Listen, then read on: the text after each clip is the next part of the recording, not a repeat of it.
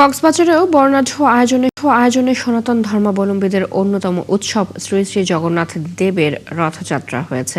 বৃহস্পতিবার বিকেলে উৎসবের আমেজ ছড়িয়ে পড়ে পুরো সমুদ্র শহরে। হাজারো ভক্তের অংশগ্রহণে সম্প্রীতি ও সৌহার্দ্যের খবর জানাচ্ছেন কামরুল ইসলাম মিন্টু, ছবি তুলেছেন হেলাল উদ্দিন।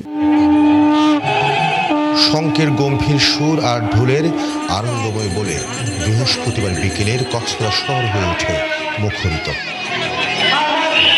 ঐতিহ্যের আবহে রাঙানো সুবিশাল রথ, পেছনে হাজারো ভক্তের সম্মিলিত শক্তির টানে ধীর লয়ে এগিয়ে চলে শ্রী শ্রী জগন্নাথ দেবের রথ।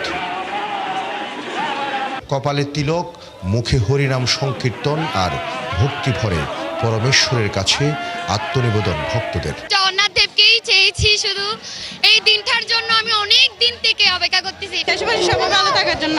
জয় জগন্নাথ। বিশ্ব শান্তির জন্য প্রার্থনা করছি যাতে সব বিপদ যারা কেটে যায়। সমুদ্র শহরের এই বিশাল সমাগমকে নির্বিঘ্ন ও নিরাপদ করতে জেলা প্রশাসন ও আইন শৃঙ্খলা রক্ষাকারী বাহিনী গ্রহণ করে নিশ্চিন্ত নিরাপত্তা ব্যবস্থা।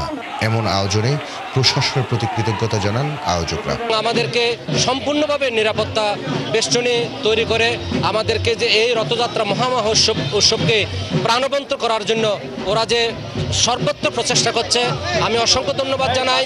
সনাতন ধর্মীয় বিশ্বাস অনুযায়ী ভক্তের আকুল আবেদনে সাড়া দিয়ে জগন্নাথ দেবের এই ধরাধামে নেমে আসা।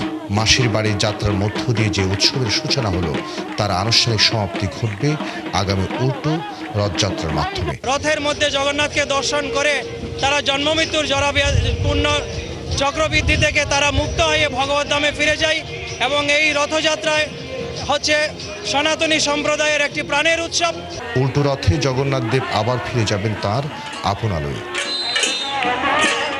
কামরুল ইসলাম মিন্টু, ৭১, কক্সবাজার।